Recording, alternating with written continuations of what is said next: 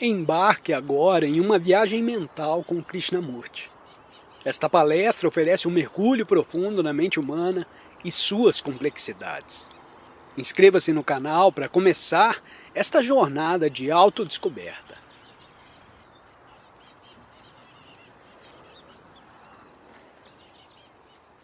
Você se interessa em tentar descobrir o que é aprender? Você vai para a escola para aprender, não é verdade? Mas o que é aprender? Já refletiu sobre isso? Como aprende, por que aprende e o que é que está aprendendo? Qual o significado, o sentido profundo do aprender? Você tem de aprender a ler e a escrever, de estudar várias matérias e também de adquirir uma técnica, se preparar para uma profissão na qual possa ganhar o seu sustento. É tudo isso que se entende quando se fala de aprender. Mas a maioria de nós para aí. Logo que passamos em certos exames e arranjamos emprego, uma profissão, parecemos nos esquecer do aprender. O aprender tem um fim? Dizemos que aprender dos livros e aprender da experiência são duas coisas diferentes. E realmente, isso é um fato?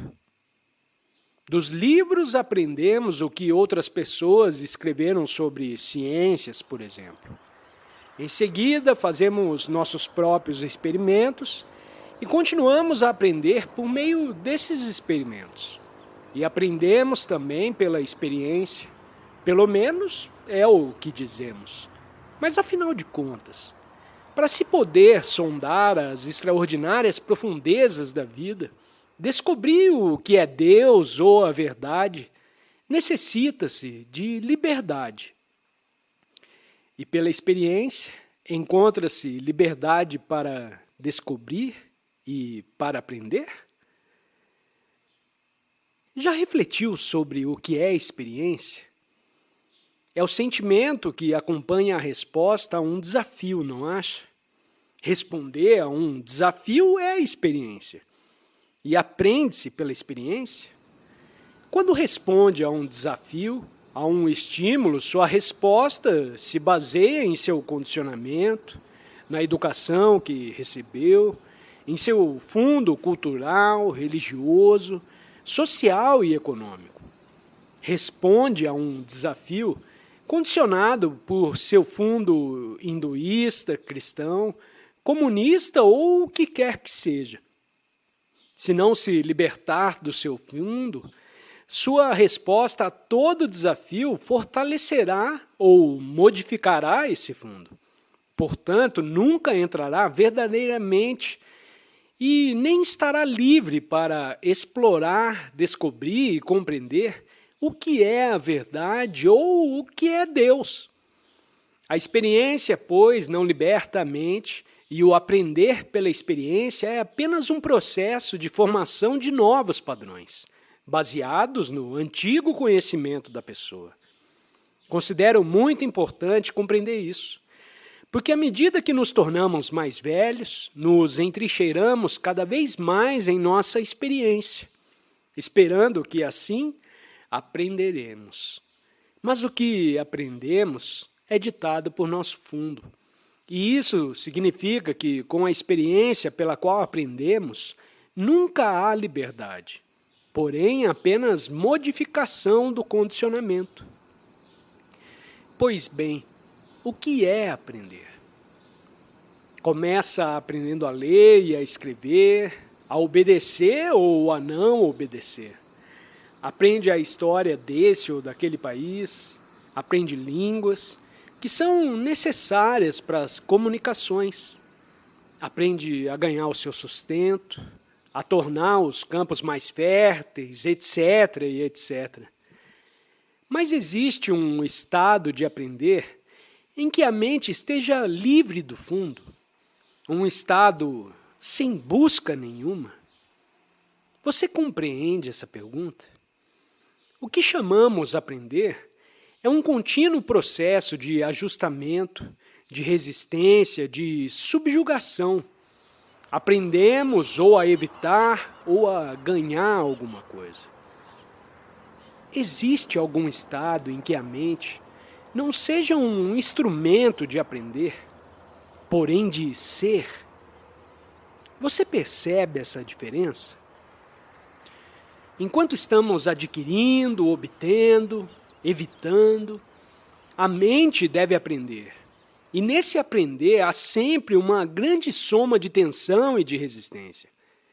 Para aprender, precisa se concentrar, não é? E o que é a concentração? Já notou o que acontece ao se concentrar em alguma coisa? Quando te mandam estudar um livro que não deseja estudar, ou mesmo que deseja estudá-lo, tendes a resistir a outras coisas, a afastá-las. Resiste à tentação de olhar pela janela ou falar com alguém a fim de se concentrar. Portanto, na concentração há sempre esforço, não é? Na concentração existe motivo, incentivo, esforço para aprender e adquirir algo. E nossa vida é uma série de tais esforços. Um estado de tensão no qual tentamos aprender.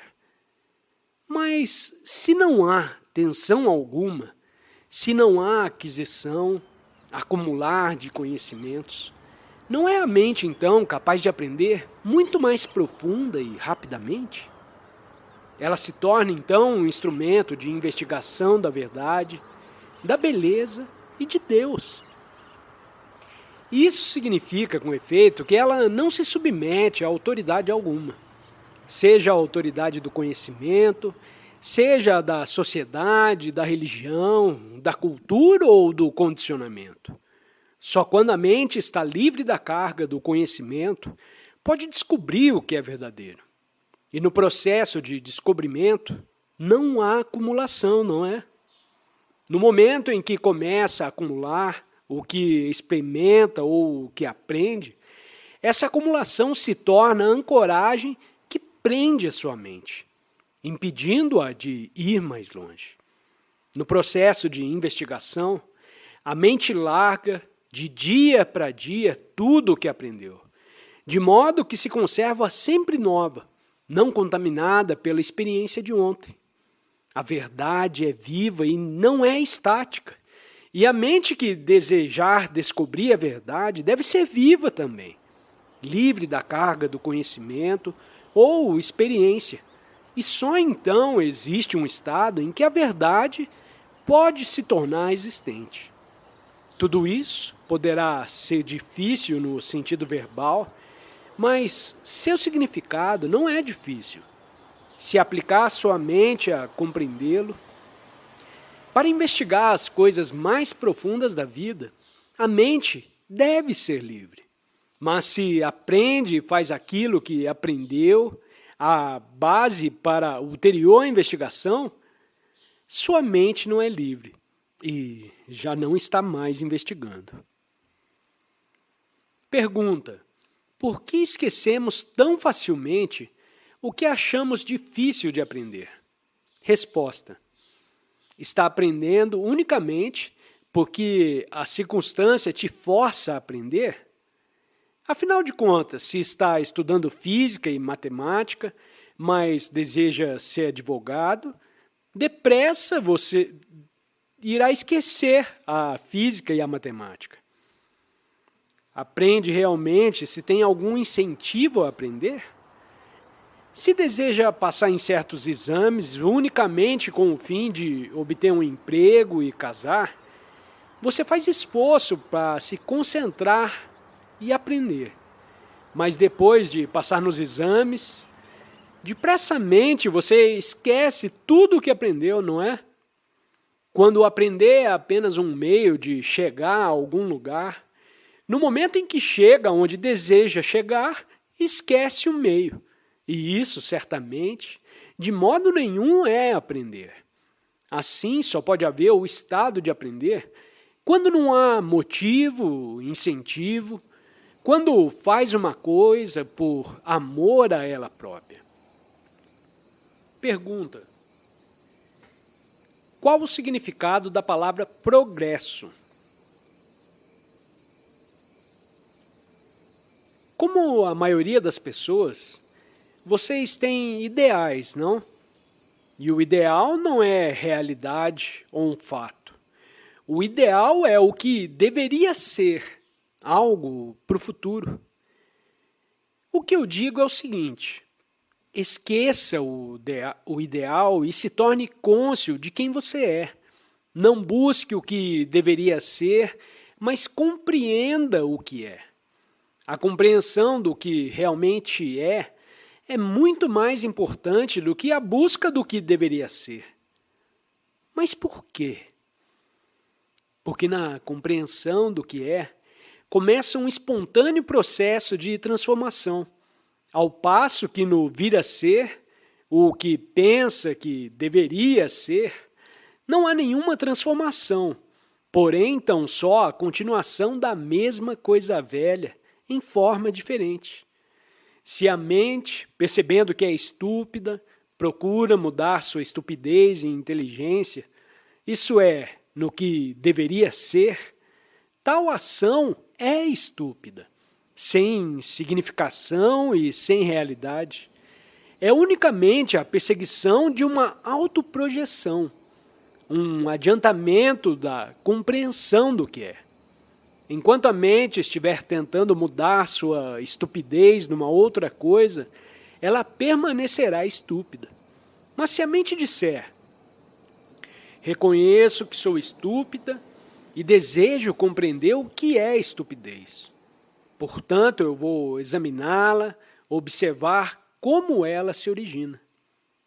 Então, esse processo de investigação causa uma transformação fundamental. E qual o significado da palavra progresso? Existe essa coisa chamada progresso? Veja o carro de boi que anda 2 milhas por hora e essa coisa maravilhosa que é o avião a jato, que percorre 600 milhas ou mais por hora. Isso é progresso, não é? Há progresso técnico, melhores meios de comunicação, melhores condições higiênicas e etc. Mas existe outra forma de progresso? Existe progresso psicológico, no sentido de adiantamento espiritual no tempo? A ideia de progresso em espiritualidade é de fato espiritual ou mera invenção da mente? É muito importante fazer perguntas fundamentais, mas, infelizmente, encontramos respostas muito fáceis para as perguntas fundamentais. Pensamos que a resposta fácil é uma solução, mas não é. Devemos fazer uma pergunta fundamental e deixar a pergunta operar, atuar em nós, a fim de descobrirmos a verdade a ela relativa. Progresso supõe o tempo, não é? Afinal de contas, levamos séculos a chegar do carro de boi ao avião a jato.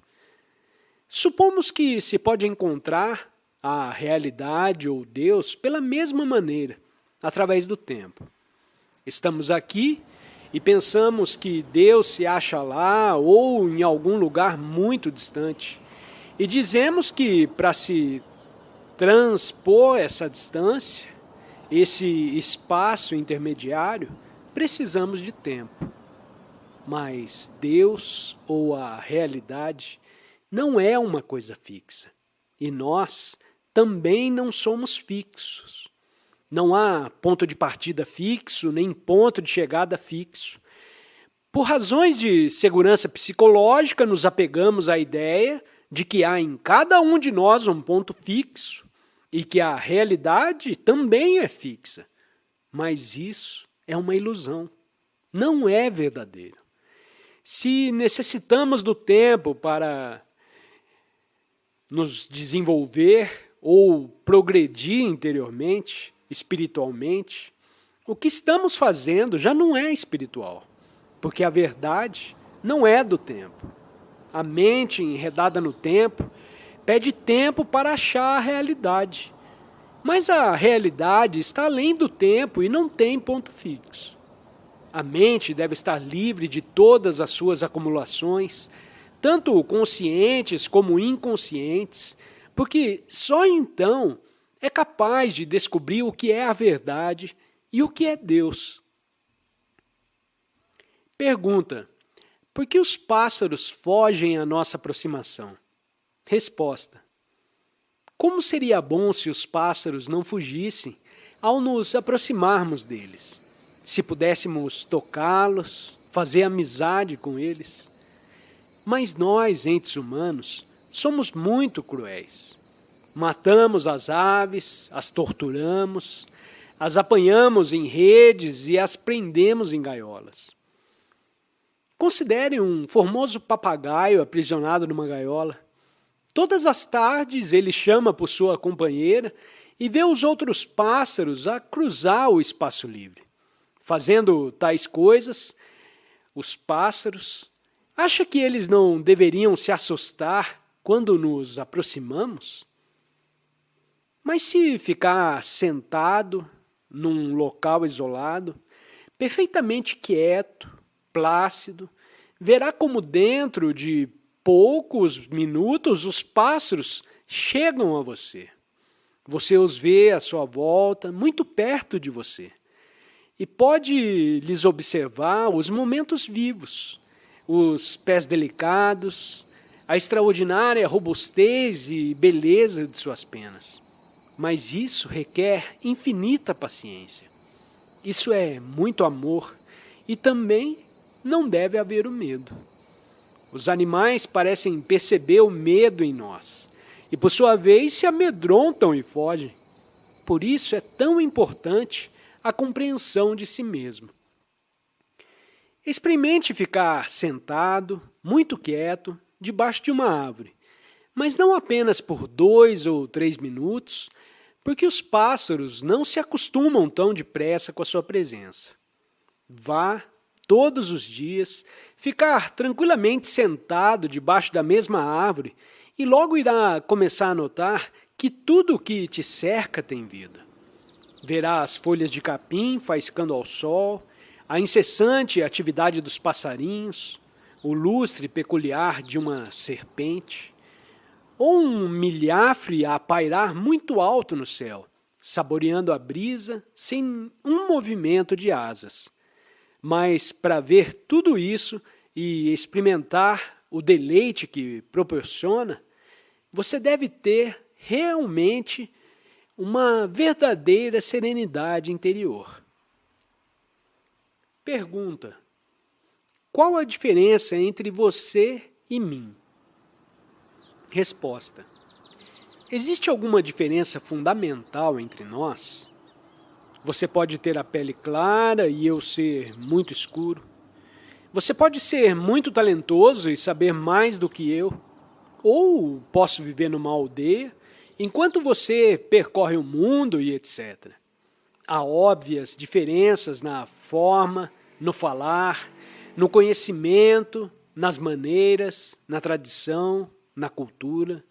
Mas quer sejamos brâmanes ou não brâmanes, quer sejamos americanos, russos, japoneses, chineses, não há uma notável semelhança entre todos nós? Todos sentimos medo, todos desejamos segurança, todos queremos ser amados, todos queremos comer e ser felizes. Mas veja, as diferenças superficiais destroem o nosso percebimento da fundamental semelhança existente entre nós, entes humanos. O compreender e libertar-se dessa semelhança faz nascer um grande amor, uma grande consideração para com os outros. Mas, infelizmente, quase todos nós estamos enredados e divididos pelas superficiais diferenças de raça, cultura e crença.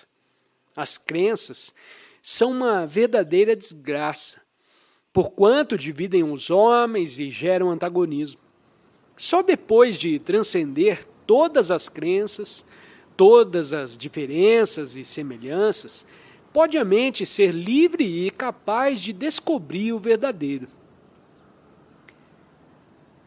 Pergunta: por que o meu professor se aborrece quando eu fumo?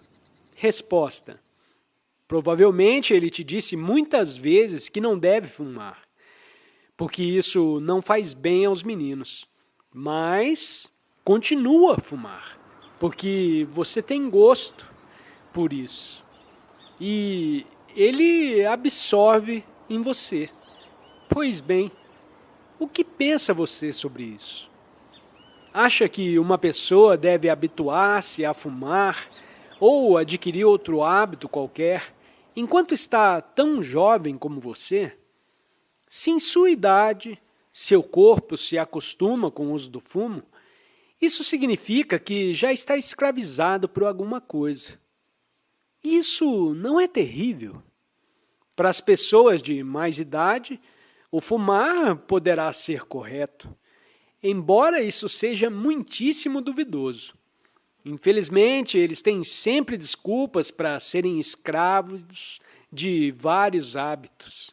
Mas você que é tão novo, tão verde e juvenil, que ainda está crescendo, por que deve se acostumar com alguma coisa, contrair hábitos que só podem te tornar insensível? Assim que a mente se acostuma com alguma coisa, começa a funcionar na rotina do hábito e, portanto, se torna embotada. Deixa de ser vulnerável, perde a mente aquela serenidade tão necessária a descobrir-se o que é Deus, o que é beleza e o que é o amor. Pergunta: por que os homens caçam tigres? Resposta: porque gostam de matar, pela sensação de matar. Todos praticamos atos inconsiderados, tais como arrancar as asas de uma mosca para ver o que acontece. Tagarelamos e dizemos coisas ofensivas a respeito de outras pessoas. Matamos para comer, matamos em prol da chamada paz, matamos pela pátria ou por nossas ideias. Há, portanto, um forte traço de crueldade em nós, não é? Mas se pudermos compreendê-lo e eliminá-lo, será até muito deleitável ver o tigre passar, como fizemos vários de nós, uma noite dessas, perto de Bombaim. Um amigo nos levou à floresta em seu carro para procurar um tigre que alguém tinha visto nas vizinhanças. Já estávamos de volta e acabávamos de fazer uma curva, quando subitamente lá estava o tigre no meio da estrada. Amarelo e preto, liso e delgado, de longa cauda, era algo que encantava a vista, tão gracioso e possante. Apagamos os faróis e ele veio em direção a nós, a rosnar, passando tão rente ao carro que quase o roçou. Foi um maravilhoso espetáculo. Quando se observa uma coisa dessas, sem se estar amado, encontra-se muito mais deleite e a grande beleza nisso. Pergunta: por que nos aflige o sofrimento? Resposta: aceitamos o sofrimento como parte inevitável da vida e criamos filosofias sobre ele. Justificamos o sofrimento.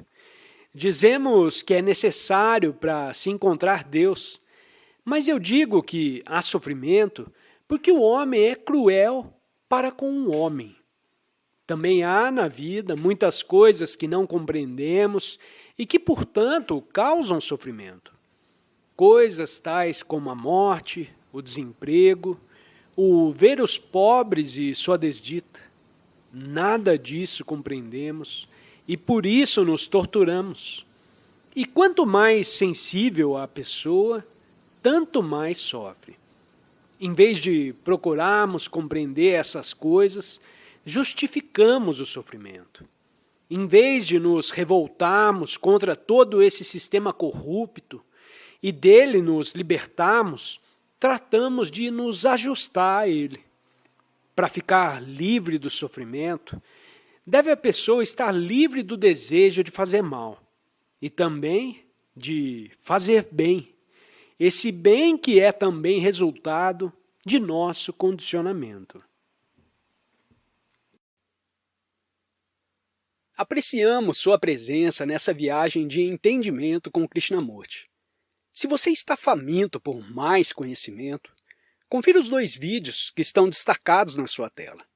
Desafie sua mente a absorver mais sabedoria. Compartilhe suas reflexões nos comentários, pois queremos construir uma comunidade de aprendizado. Se ainda não fez, inscreva-se para não perder futuras explorações. Até a próxima!